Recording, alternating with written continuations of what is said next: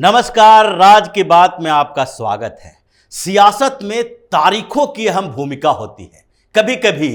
कुछ तारीख इतिहास के पन्नों पर दर्ज हो जाते हैं और अब यही होने वाला है 18 जुलाई की तारीख को। 18 जुलाई को शक्ति प्रदर्शन है। एक तरफ सोनिया गांधी मैदान में उतर गई है क्योंकि राहुल गांधी अब कमान संभालने में नाकाम हो गए हैं, तो दूसरी तरफ पीएम मोदी और केंद्रीय गृह मंत्री अमित शाह कमान संभाल चुके हैं और 18 जुलाई को एक ऐसा महाजुटान होने वाला है जो तय कर देगा कि 2024 का रुख क्या होने वाला है। अगली बार जो लोकसभा का चुनाव होगा उसमें कैसे समीकरण बनेंगे और किन किन राज्यों में किस तरीके से भारतीय जनता पार्टी अपना बेहतरीन परफॉर्मेंस करने की तैयारी कर रही है। यह 18 जुलाई की तारीख है और यह तारीख पीएम मोदी और अमित शाह ने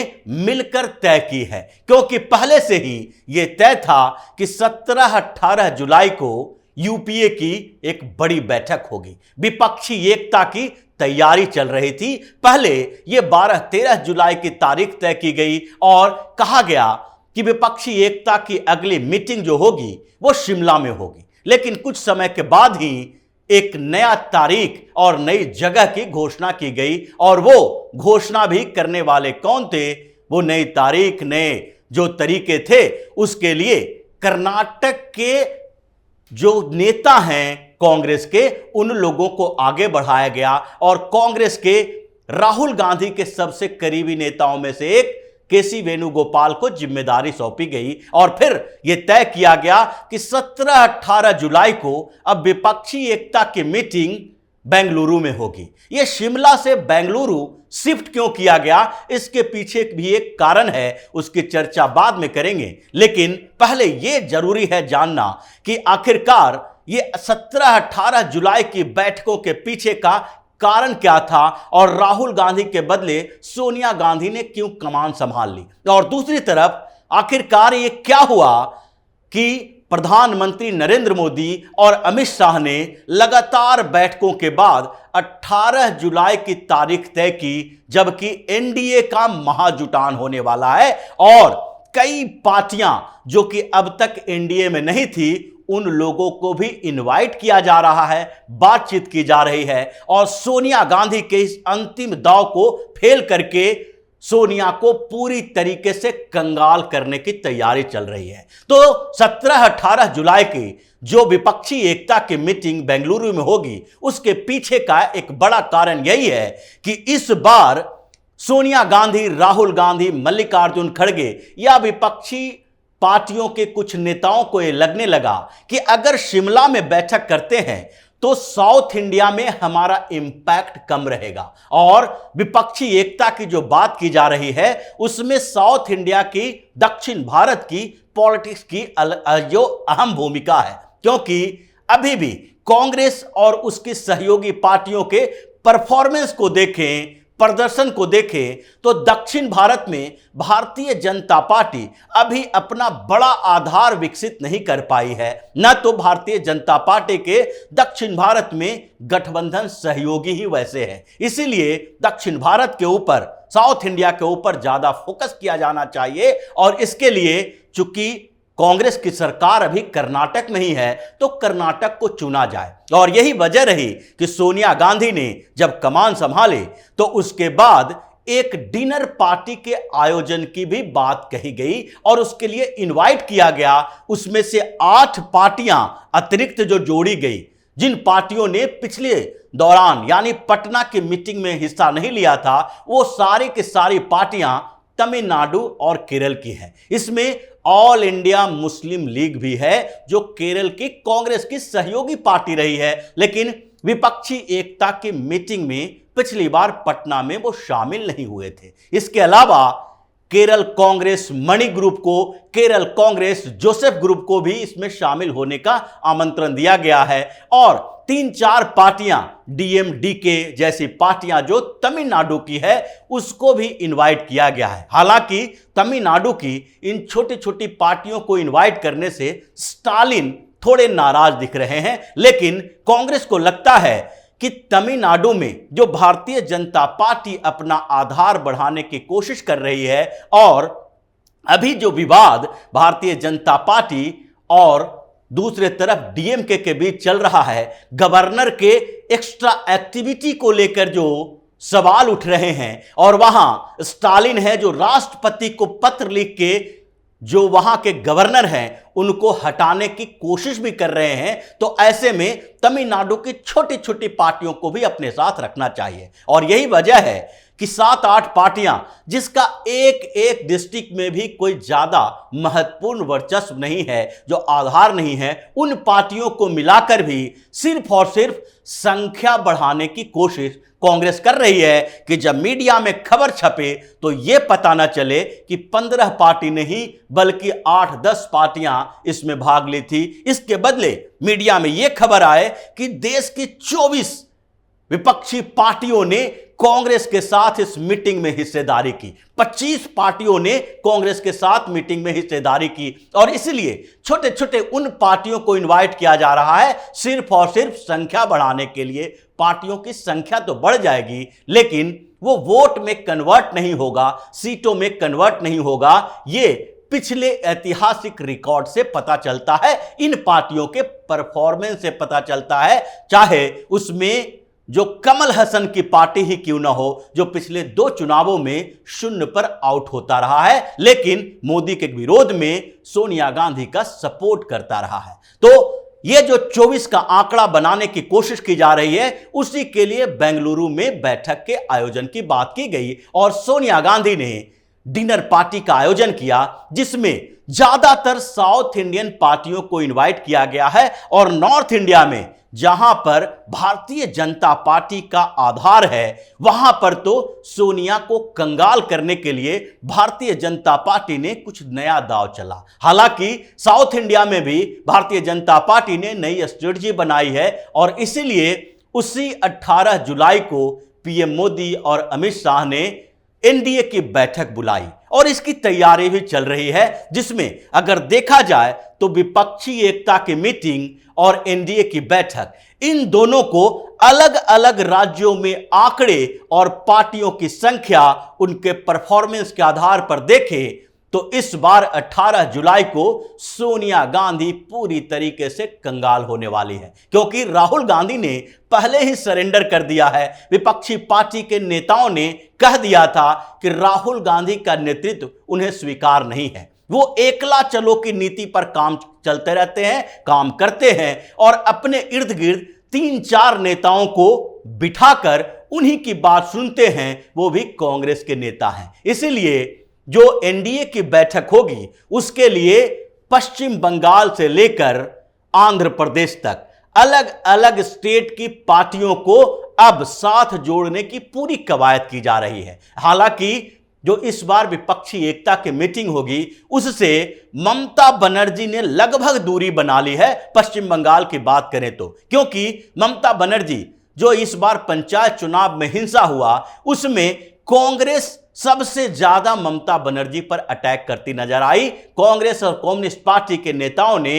हाई कोर्ट में याचिका दायर की। भारतीय जनता पार्टी तो पहले ही ममता के खिलाफ है, लेकिन विपक्षी एकता की बात करने वाले उन लोगों को ममता बनर्जी बार बार ये कह रही हैं कि एक तरफ बंद कमरे में तुम लोग हमारे साथ डील करने की कोशिश करते हो, और यहां पर जब हमें भारतीय जनता पार्टी के साथ लड़ना होता है तो अकेले छोड़ देते हो। ऐसे में तो मेरे लिए यही बढ़िया है कि हम अकेले ही रहें, तुम लोगों का साथ न दें। और इस बीच ममता बनर्जी ने 2-3 बार यह कह दिया है कि हम पूरी तरीके से अकेले भारतीय जनता पार्टी के साथ लड़ रहे हैं। दूसरी तरफ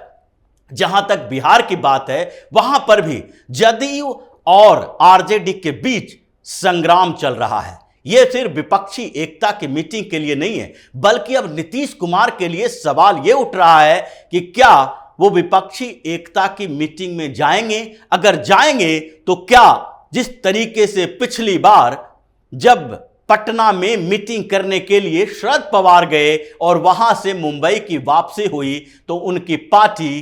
टुकड़ों में बट गई। अजीत पवार ने पूरी की पूरी पार्टी उनसे छीन लिया। क्या इसी तरह की स्थिति बिहार में होने वाला है? क्योंकि नीतीश कुमार की घबराहट इसी बात को लेकर है। सारे नेता ये बार बार कह रहे हैं कि नीतीश कुमार की पार्टी में विस्फोट होने वाला है। और अभी आरजेडी के नेता सुनील सिंह जब अमित शाह से मिले तो उस मीटिंग, उस फोटो के कारण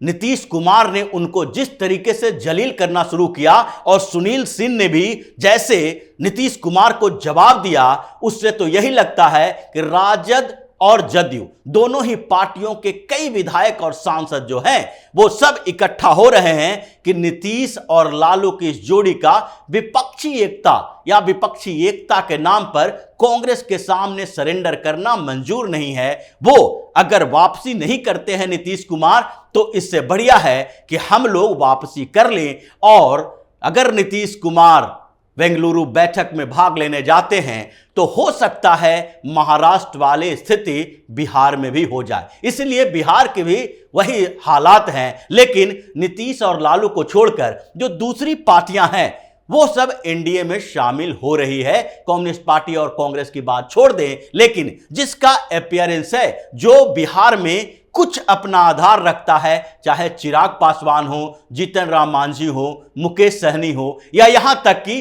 पप्पू यादव की पार्टी हो और दूसरे जो छोटे मोटे कुपेंद्र कुशवाहा जैसे नेता ने अपनी पार्टी खोल रखी है। और अभी लोक इंसाफ पार्टी नागमणि, इन लोगों का भी जो शहीद जगदेव सिंह के बेटे हैं, इनको भी अमित शाह से मुलाकात की, नागमणि भी इनके साथ आ रहे हैं। यानी कि छोटे छोटे जितनी पार्टियां हैं वो बिना किसी शर्त के एनडीए में आने के लिए तैयार है। उसी तरीके से नॉर्थ इंडिया में उत्तर प्रदेश में भी देखें, जो सबसे बड़े राज्य हैं लोकसभा सीटों के हिसाब से, वहां पर भी एनडीए का कुनबा तो पूरी तरह से बढ़ रहा है, लेकिन यूपीए और विपक्षी एकता पूरी तरीके से धाराशायी है। एनडीए में छोटी पार्टियों का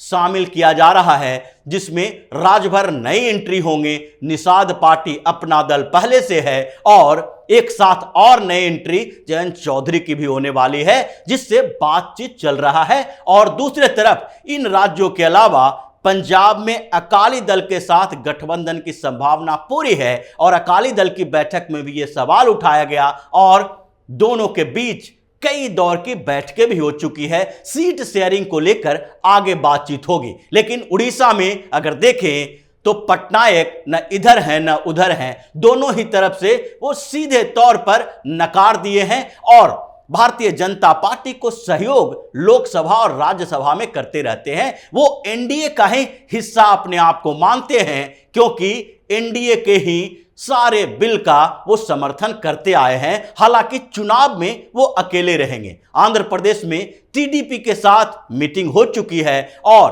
अभी जो थोड़ा कंफ्यूजन है वो जगन मोहन रेड्डी और चंद्राबाबू नायडू के बीच चुनने को लेकर है, क्योंकि दोनों एनडीए के साथ आने के लिए तैयार हैं। लेकिन इसके अलावा केरल और तमिलनाडु में भी कई छोटी पार्टियां, तमिलनाडु में एआईएडीएमके तो एनडीए के साथ हैं ही, लेकिन कुछ और पार्टियां भी एनडीए में शामिल होगी। और उसी तरीके से जिस केरल कांग्रेस जोसेफ ग्रुप को सोनिया गांधी ने इनवाइट किया है, इसलिए कि एक क्रिश्चियन डोमिनेटेड पार्टी है और सोनिया गांधी अपने क्रिश्चियनिटी का इस्तेमाल करके अपने साथ लाएगी, वो भी एनडीए में शामिल होने वाले हैं। और उसी तरह से केरल के कुछ और पार्टियां और कुछ और ग्रुप भी एनडीए में शामिल होंगे, क्योंकि ऑल इंडिया मुस्लिम लीग अब कांग्रेस के साथ पूरी तरीके से खुल के आ रही है। यानी महाराष्ट्र में खेल हो गया, बिहार में होने वाला है, बंगाल में ममता बनर्जी ने कांग्रेस को बाय बाय कह दिया, उत्तर प्रदेश में सारी छोटी पार्टियां एनडीए में शामिल हो रही है, पंजाब में कांग्रेस का खेल खत्म हो रहा है, आम आदमी party versus Bharatiya Janata party Akali Dal का गठबंधन होगा। उड़ीसा में कांग्रेस का अस्तित्व नहीं है, झारखंड में कांग्रेस का पत्ता साफ होने वाला है और इसी तरीके से महाराष्ट्र में पहले ही खत्म हो चुका है। आंध्र प्रदेश में जो नया गठबंधन होगा उसके बाद कांग्रेस पहले भी शून्य पर अब भी शून्य पर ही रहेगी। तमिलनाडु में भारतीय जनता पार्टी अपना जो उपस्थिति है वो दर्ज करके थोड़ा आगे बढ़ने वाली है। इसलिए निर्मला सीतारमण को तमिलनाडु भेजा जा रहा है। जयशंकर भी तमिलनाडु में प्रचार करेंगे और एआईएडीएमके के साथ जो गठबंधन होगा उसमें कुछ छोटी पार्टियों को भी शामिल किए जाने की बात चल रही है। केरल में भारतीय जनता पार्टी अब 8 से 10 सीटों को टारगेट करके वहां पर अपनी संख्या बढ़ा रही है। तो जिस तरीके से मोदी शाह ने स्ट्रेटजी बनाई और 18 जुलाई को जो महाजुटान होने वाला है उसके बाद सोनिया गांधी अब कंगाल हो जाएंगी। राहुल गांधी तो पहले ही सरेंडर कर चुके हैं, कोई नेता उनकी बात नहीं मान रहे और विपक्षी एकता की बात उनसे नहीं हो सकती, इसलिए सोनिया को सामने लाया गया। लेकिन सोनिया गांधी जो अपना दमखम दिखाने की कोशिश कर रही थी उसमें भी अब पेच फंस गया है। इसलिए 18 जुलाई की तारीख एक ऐसे तारीख होगी जो 2024 के लोकसभा चुनाव की पृष्ठभूमि तैयार करेगा और इस शक्ति प्रदर्शन के बाद सोनिया गांधी जो 10 जनपद में कैद होगी अब फिर चुनाव के दौरान ही निकलने की कोशिश करेगी। तो इसी तरह की खबरों के साथ फिर से हाजिर होंगे, तब तक के लिए बने रहिए हमारे साथ और देते रहिए हमें सहयोग ताकि इसी तरह की खबर हम आपके लिए लाते रहें। धन्यवाद।